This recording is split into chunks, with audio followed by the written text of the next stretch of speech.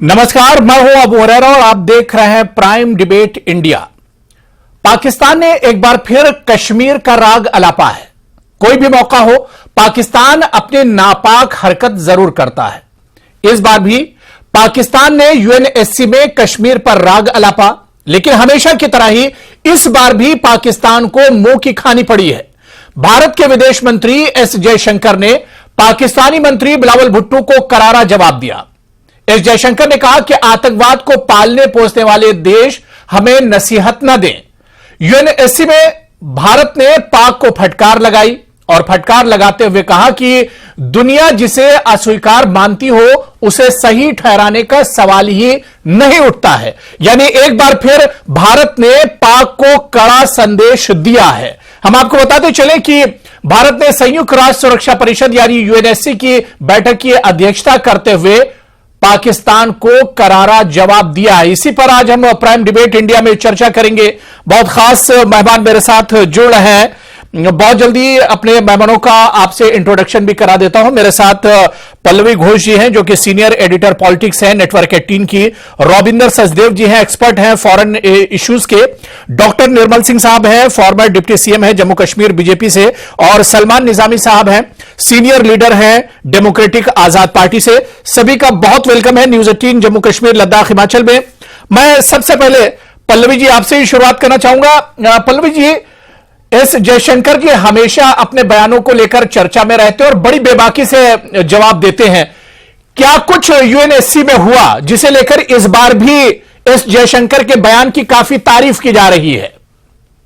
देखिए, उन्होंने जैसे बिलावल भुट्टो की शायद मजबूरी है पाकिस्तान की, अपना कोई कारण होगा कि बार बार कश्मीर का मुद्दा उठाया जाता है यूनाइटेड नेशंस एससी में, और इस बार भी उन्होंने उठाया। लेकिन इस बार जयशंकर ने, और आप सही कह रहे हो कि उनके बारे में ये कहा जाता है कि वो बहुत ही अच्छे वक्ता हैं और वो कोई कोताही नहीं बरतते हैं जहां तक करारा जवाब देने की बात करें। वहां पे उन्होंने साफ साफ दो तीन बातें कही और उन्होंने दो टूक सुनाते हुए पाकिस्तान को ये कहा कि सबसे पहली बात है कि जो ओसामा बिन लादेन को शय देते हैं, जो पार्लियामेंट पे अटैक करते हैं, वो हमें सबक न सिखाए कि कैसे सिक्योरिटी की बातें होती है, ना हमें ह्यूमन राइट्स की बात करें। लेकिन साथ साथ एस जयशंकर ने यूएन को भी कहा कि अब आपके खुद के क्रेडिबिलिटी के लिए ये बहुत ही इंपॉर्टेंट है कि आप ये बात साफ कर दें कि आप क्या कदम उठाओगे और कितना आप इस बात को टॉलरेट करोगे, कि आप क्या कदम उठाते हो टेररिज्म के खिलाफ और उन देशों के खिलाफ जो टेररिज्म को बढ़ावा देते हैं। तो बिल्कुल, यानी एक तीर से कई निशाने यहां पर इस जयशंकर जी ने एक तरह से साधे हैं। पाकिस्तान को तो उन्होंने करारा जवाब दिया ही दिया, और इसके अलावा यूएनएससी को भी उन्होंने एक तरह से एक मैसेज देने की कोशिश की है। मैं रॉबिंदर सचदेव जी आपके पास आना चाहूंगा।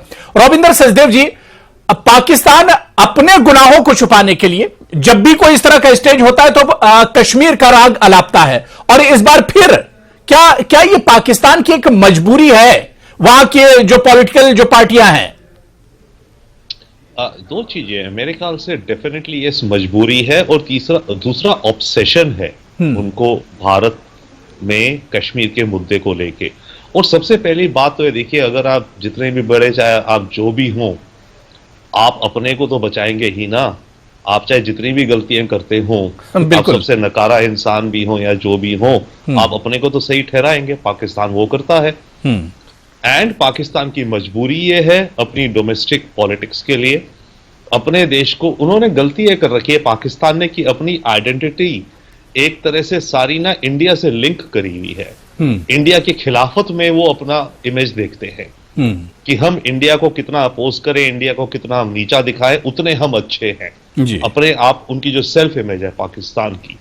एंड देन सेकेंडली, दुनिया भर में वो अपने लिए सपोर्ट इकट्ठा करने के लिए, खासकर इस्लामिक वर्ल्ड में इस मुद्दे को उठाते रहते हैं, दिखाते हैं भाई देखिए मैं इस्लामिक कम्युनिटी का, मैं दुनिया में चैंपियन हूं, और कश्मीर में ये मुद्दा हो रहा है, मैं उसको लेके उठा रहा हूं, आइए आप भी मेरी मदद कीजिए। तो उससे कहीं ना कहीं उन्हें कुछ फाइनेंशियल हेल्प भी मिल जाती है, या इमोशनल ओब्लिक फाइनेंशियल हेल्प उन्हें मिल जाती है इस्लामिक वर्ल्ड से, तो उसको भी हार्नेस वो करते हैं। तो वो भी पाकिस्तान अपने हिसाब से भी, पाकिस्तान भी एक चीज से मल्टीपल टारगेट करता है। हमारे मिनिस्टर ने जो कहा, डेफिनेटली हमने तो आई थिंक राइट चीज कही कि जब आप पनपाते हैं अपने आतंकी और दुनिया को पता है तो आप क्या बात कर रहे हैं। मल्टीपल इंसिडेंट्स हैं और मल्टीपल जो डेजिग्नेटेड हैं ग्लोबल टेररिस्ट वो पाकिस्तान में हैं, बहुत सारे हैं। तो वो तो है सारे के सारे। और हमने निशाना साधा जैसे भी पल्लवी जी बता रही थी ऑल्सो यूएन सिक्योरिटी काउंसिल में कि ineffectiveness of the UN itself and the UN Security Council. But unfortunate बात है कि यूएन और यूएन सिक्योरिटी काउंसिल दोनों इस समय एक तरह के टूथलेस हो चुके हैं।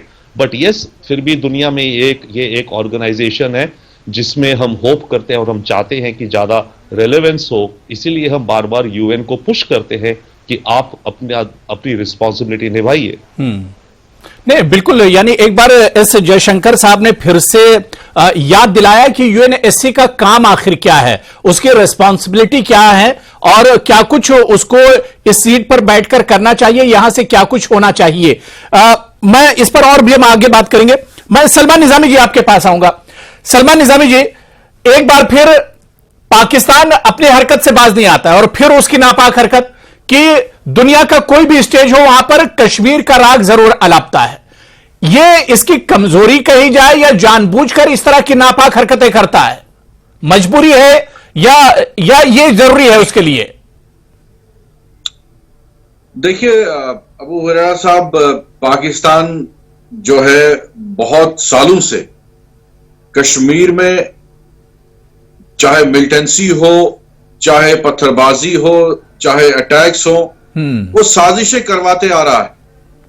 लेकिन पाकिस्तान में जब जब क्राइसिस होते हैं, चाहे मुल्क में पॉलिटिकल क्राइसिस हो, इंस्टेबिलिटी हो, कुछ भी हो, तब कश्मीर उनको याद आता है। इतने महीने में कश्मीर भूल जाता है। जब भी पाकिस्तान में कोई क्राइसिस आता है, हुकूमत पे सवाल उठते हैं।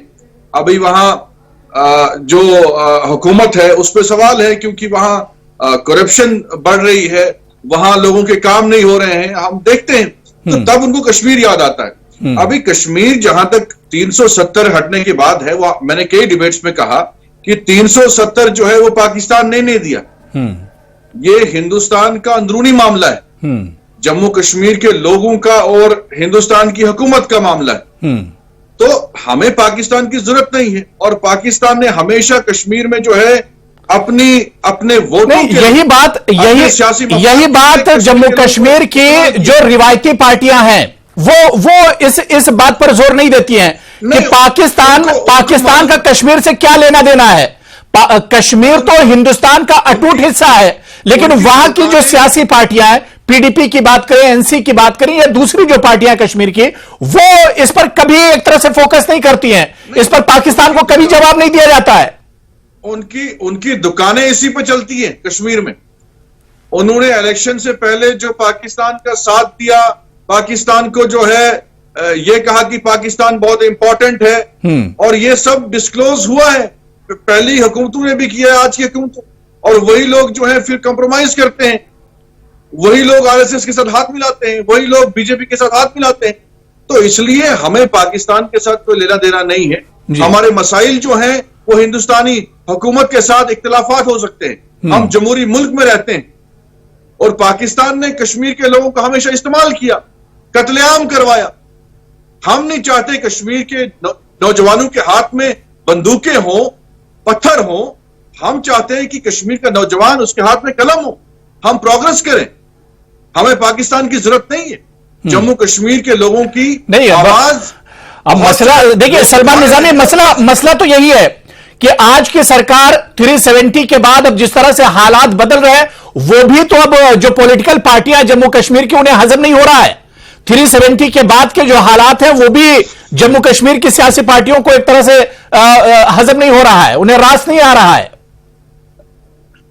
नहीं, बिल्कुल ये राज कैसे आएगा, क्योंकि उनकी सियासत ही उस पर चलती है। जो जम्मू कश्मीर के आम लोग हैं उनको मालूम है कि साहब हमें पाकिस्तान से कोई लेना देना नहीं है। पाकिस्तान की हालत आप देखिए, आप आजाद कश्मीर में जाइए, आज इंटरनेट आपके पास है, आज मीडिया आपके पास है, आप जाइए यूट्यूब में देखिए कि हालत क्या है उनकी। मुजफ्फराबाद में भाई, वहां हमारे तो पड़ोसी जो है मुजफ्फराबाद के लोग हैं, उनकी हालत देखिए क्या कर दी है पाकिस्तान हुकूमत। सड़कें नहीं है, पानी नहीं है, बिजली कुछ नहीं। नहीं, वहां तो खुद पाकिस्तान की मुखालिफत होती है, वहां लगातार पाकिस्तान के खिलाफ ही आवाज उठती रहती है। मैं डॉक्टर निर्मल सिंह जी आपके पास आना चाहूंगा। जो बात सलमान निजामी साहब कह रहे हैं, क्या आपको नहीं लगता है कि इस तरह का बयान कश्मीर से उठना चाहिए कि कश्मीर का पाकिस्तान से कोई लेना देना नहीं है, कश्मीर हिंदुस्तान का अटूट हिस्सा था और है और हमेशा रहेगा, लेकिन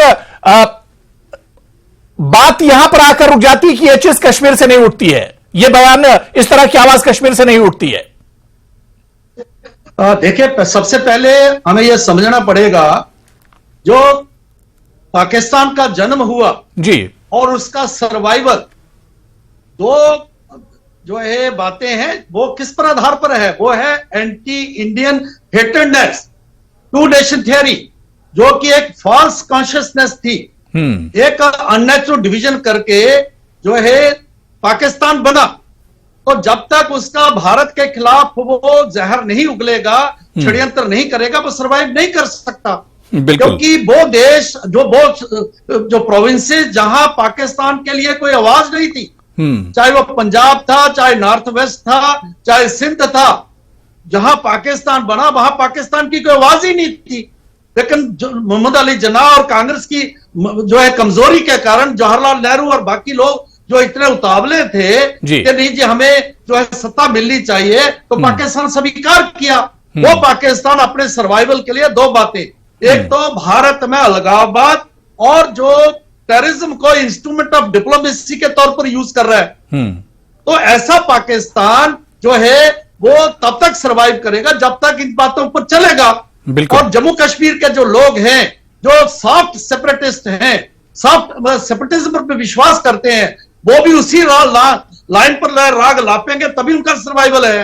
लेकिन आज लोगों को 5 अगस्त 2019 के बाद लोगों को कश्मीरी समझ रहा है, जैसे सलमान साहब बात कह रहे थे, और बहुत अच्छी बात मुझे लगी कि आज कश्मीर से ही कश्मीर के मुस्लिम और जम्मू कश्मीर के जो नेशनलिस्ट लोग हैं, वो इस बात को कह रहे हैं कि अरे भाई वो पुरानी बात अभी चलेगी नहीं, ये जो है जो ऑटोनॉमी, सेल्फ रूल, जिस प्रकार की बात, और जो 5 अगस्त 2019 को बदलाव आया है वो वापस नहीं जाएगा। लेकिन इन नेताओं को, इन पार्टीज को लगता है नहीं, शायद फिर से हम दोहराया, वो पुरानी बातें जो है इतिहास दोहराया जाएगा। लेकिन इनको समझना चाहिए कि 21वीं सदी का भारत है, ये नरेंद्र भाई मोदी का भारत है। इसमें जो चुनाव में और जेल में पानी चला गया वो वापस नहीं आने वाला, नंबर 1। नंबर 2 जो है, इस प्रकार से यूएन का रोल रहा है, और ये टूथलेस, बिल्कुल लेकर रविंद्र कह रहे थे कि टूथलेस जो है जो एक ऑर्गेनाइजेशन हो गई है। हमारे फॉरेन मिनिस्टर ने उनको भी समझाया कि अपना रोल प्ले करिए, कहीं ऐसा ना हो इररिलेवेंट हो जाए। आज G20 जो है उसका स्थान ले रहा है, जो एक 1947 में यूएन बना था, जिस प्रकार का उनका जो रोल रहा है, नाम मात्र का एक ऑर्गेनाइजेशन रहेगा। जो टेररिज्म के ऊपर जो है कोई स्टैंड नहीं ले सकता, अलगाववाद के ऊपर स्टैंड नहीं ले सकता, इस प्रकार के ऑर्गेनाइजेशन को जो है उसका आईना दिखाना बहुत जरूरी है, जो कि हमारे बिल्कुल विदेश मंत्री ने दिखाया। नहीं, बिल्कुल, यूएनएससी में एस जयशंकर ने एक तरह से पाकिस्तान को आईना दिखाया है और पाकिस्तान को बड़ा एक तरह से कड़ा संदेश भी दिया है कि जो खुद आतंकवाद पाल रहा है, जो आतंकवादियों को पनाह दे रहा है, उसे सवाल उठाने का कोई हक ही नहीं है। इस पर और हम आगे बात करेंगे। क्या बदलता हुआ जो कश्मीर है, ये पाकिस्तान को एक तरह से चुभ रहा है, या जिस तरह से हिंदुस्तान की और भारत की ताकत बढ़ रही है, इसे लेकर भी पाकिस्तान परेशान है? इस पर भी हम चर्चा करेंगे। बहुत छोटा सा ब्रेक लेंगे। तमाम मेहमान मेरे साथ जुड़े हुए हैं।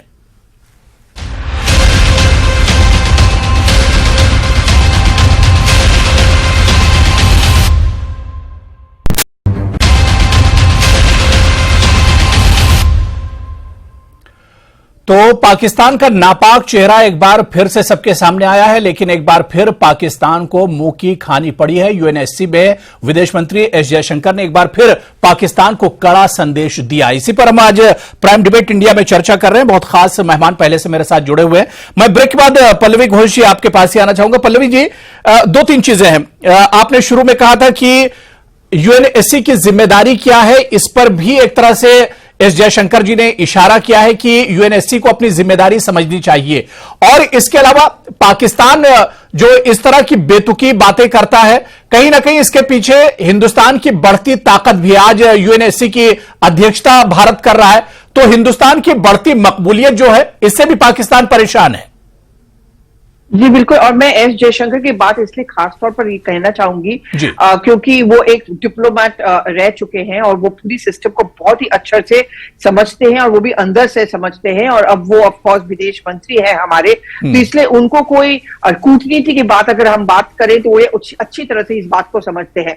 आपको याद होगा यूक्रेन और रशिया की लड़ाई के दौरान भारत के बारे में बहुत बार ये कहा जाता था कि हम लोग रशिया से क्यों तेल ले रहे हैं। उस समय मुझे याद है उस प्रेस कॉन्फ्रेंस में एस जयशंकर ने बाकायदा ये कहा था कि यूरोप हमें आईना दिखाने की कोशिश ना करे, उनको खुद आईना देखना चाहिए। जितना हम पूरे दिन में लेते होंगे या महीने में लेते होंगे तेल रशिया से, उतना यूरोप के देश जो हमें पाठ पढ़ा रहे हैं वो एक दिन में लेते हैं।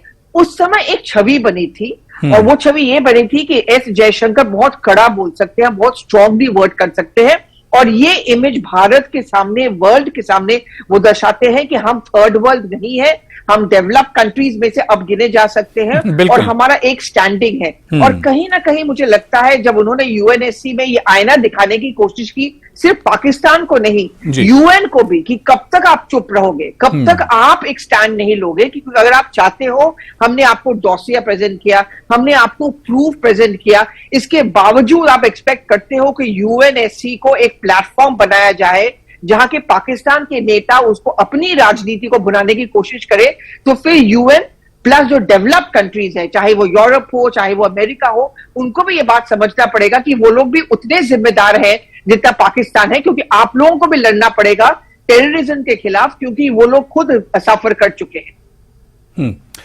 बिल्कुल। मैं रविंद्र सचदेव जी, बड़ी अच्छी बात यहां पर पल्लवी घोष जी ने की कि एस जयशंकर का जो बयान है वो एक तरह से, जिस रिस्पॉन्सिबिलिटी की हम बात करें, यूएनएससी बहुत बड़ा प्लेटफॉर्म है, तो कहीं ना कहीं चाइना हो, पाकिस्तान हो, या इस तरह के दूसरे मुल्क जो टेररिज्म को एक तरह से पनाह देते हैं, उनके लिए यहां से हो क्या रहा है इस प्लेटफॉर्म से? देखिए, 2 या 3 चीजें मैं इसमें कहना चाहूंगा बुलेट फॉर्म में। एक तो जो हमारे मिनिस्टर जयशंकर कह रहे हैं, और भारत आज की, इंडिया आज की तारीख में जो दुनिया में बात कहता है, रीजन हमारी एक आवाज है सद्बुद्धि की, बैलेंस की, और दुनिया को सबसे ज्यादा आज की तारीख में यही चाहिए। तो मैं कल किसी से बात कर रहा था, जैसे कंप्यूटर्स होते थे ना एक जमाने में, अंदर लिखा होता था इंटेल इनसाइड, इंटेल का चिप होता था, अच्छा माना जाता था, वो कंप्यूटर अच्छा माना जाता था जी। तो आज की तारीख में इंडिया एक रोल प्ले कर रहा है एक तरह से दुनिया की वर्ल्ड कम्युनिटी में, लाइक इंडिया इनसाइड। हम जो बैलेंस्ड विचार दे रहे हैं उसको दुनिया को सुनना पड़ रहा है। अब उस पर दुनिया अमल करे या ना करे वो अभी वक्त लगेगा, दैट्स वन। दूसरी बात, देखिए टेरर का जहां तक मामला है ना, इस पे चक्कर यह है कि अव्वल तो आतंकी कौन, और आपका आतंकी मेरा फ्रीडम फाइटर, उस डिबेट में फंसा हुआ है यूएन और दुनिया भर। सेकेंडली, पिछले कुछ वर्षों से वेस्ट के लिए, खासकर अमेरिका के लिए और अब यूरोप के लिए भी, आतंक का चेहरा हो गया है व्हाइट रेसिज्म। आपको ध्यान हो, जो बाइडेन ने जब अपनी स्वेरिंग इन करी थी 20 जनवरी 2020 को, जब भी उन्होंने कहा था हमारे देश का नंबर 1 खतरा जो है वो है टेरर, बट उनके हिसाब से वो था, वो व्हाइट टेरर की बात कर रहे थे, रेसिज्म की, राइट जी। तो इसमें भी अब एलिमेंट है कि टेरर जो है कहां से ओरिजिनेट हो रहा है। तो वेस्ट के देश, यूरोप खास करके, बट यूरोप दोनों फेस कर रहा है, Europe is facing both radical Islam as well as white terror, but America के लिए व्हाइट टेरर, तो वो है।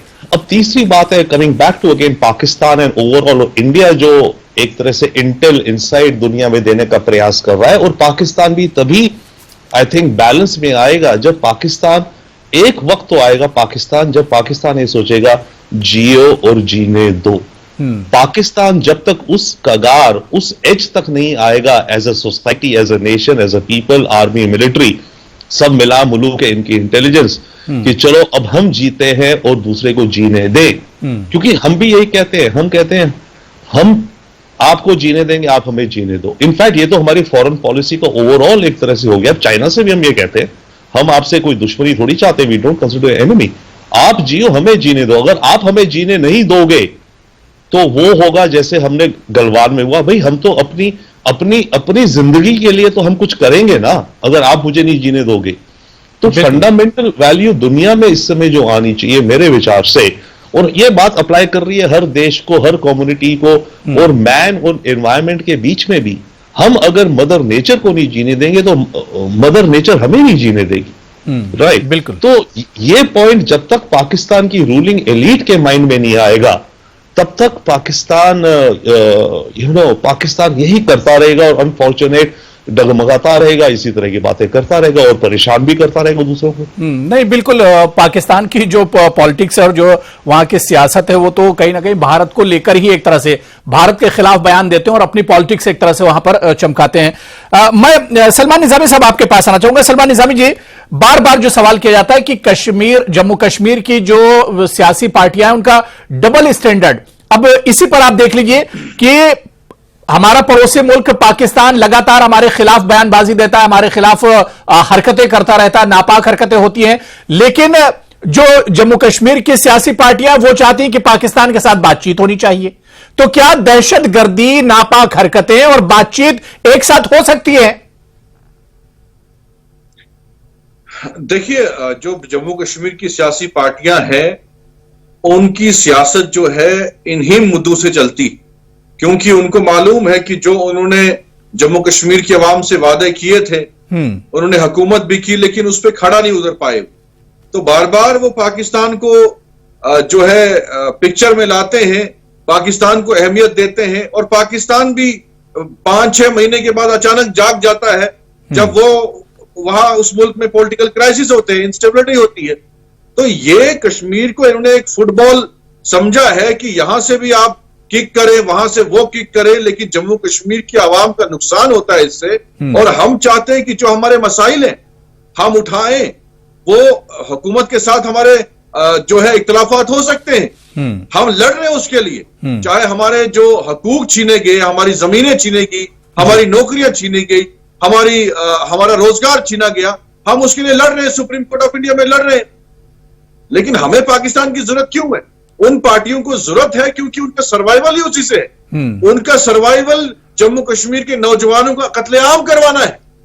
वो खुश होते हैं कि नौजवान मरते रहे, लोग नौजवान जो है उनके हाथों में कलम ना हो। डॉक्टर निर्मल सिंह जी, देखिए, सलमान निजामी साहब अब एक नई पार्टी के साथ जुड़े हैं, लेकिन जो सच्चाई है वो एक तरह से बता रहे हैं कि जो जम्मू कश्मीर की रिवायती पार्टियां हैं वो कहीं ना कहीं इसका इस्तेमाल करती हैं बाकायदा। देखिए, ये जो पीडीपी है, नेशनल कॉन्फ्रेंस है जी, और यहां तक के कांग्रेस की जो कश्मीर सेंट्रिक लीडरशिप है, वो सॉफ्ट सेपरेटिज्म पर चलते हैं। जब ऑटोनॉमी की बात करते हैं, चाहे वो सेल्फ रूल की बात करते हैं, जॉइंट मतलब कॉमन करेंसी की बात करते हैं पाकिस्तान के साथ, तो उनका जो है एक तो सोच है जो है पाकिस्तान की, एक सोच है सॉफ्ट सेपरेटिज्म। इसलिए उनका 5 अगस्त 2019 के बाद 370 35 जाने के बाद उनकी जो है दुकानें बंद हुई हैं। आज कश्मीरी समझ रहा है, उनको जो बताया गया था कि देखिए आप जो है यहां पर पूरा हिंदुस्तान आके बस जाएगा, एकमात्र जो है मुस्लिम मेजॉरिटी स्टेट है उसमें हिंदू बस जाएंगे, पंजाबी आ जाएंगे, वो आ जाएगा, यूपी के आ जाएंगे, ऐसा कुछ नहीं हुआ है। डोमिसाइल आ गया जी। और जो है और जो आम इश्यूज जो बाकी स्टेट्स के हैं वो जम्मू कश्मीर में है, उसके लिए सभी जो है अपना अपना रोल प्ले कर रहे हैं जी। लेकिन ये जो फिर भी जो है आए दिन जिस प्रकार से अलगाववाद, उग्रवाद के साथ खड़े हुए नजर आते हैं, महबूबा मुफ्ती जी, फारूक अब्दुल्ला साहब जो कहते हैं कि चाइना की मदद से 370 लाएंगे, इस प्रकार की बात जो करते हैं वो फिर कोशिश कर रहे हैं। लेकिन आज जम्मू कश्मीर के लोग इस बात को स्वीकार नहीं कर रहे। बिल्कुल, और इनको आईना दिखाएंगे जब भी इलेक्शंस होंगे। ठीक है, मैं पल्लवी घोष, देखिए अब मेरे पास समय बहुत कम बचा है। पल्लवी जी, जो बयान जो एस जयशंकर जी ने दिया है, फ्यूचर में इस बयान को किस तरह से आप देखती हैं, कितना इसका असर होगा यूएनएससी में, क्योंकि इतने बड़े प्लेटफॉर्म पर इस तरह का बयान देना एक तरह से यूएनएससी को ही एस जयशंकर ने आईना दिखाया है। मुझे मेरे ख्याल से जी। इसका इफेक्ट होगा, जी। क्योंकि आई डोंट थिंक भारत को किसी को ये बात अब बताने की जरूरत है कि कैसे हम लोगों ने सफर किया है पाकिस्तान के हाथों, जहां तक हम टेररिज्म की बात करें। लेकिन बहुत कम ऐसा मौका आया है कि इंडिया या भारत ने बाकी देशों को, खासतौर पर यूएनएससी को भी ये आईना दिखाने की कोशिश की। पाकिस्तान की बुराई जितना भी करे कम है इस मामले पे, पर कम से कम पहली बार मुझे लगता है एस जयशंकर ने ये मैसेज भी दे दिया कि इंडिया अब चुप नहीं रहेगा और इंडिया हेजिटेट भी नहीं करेगा।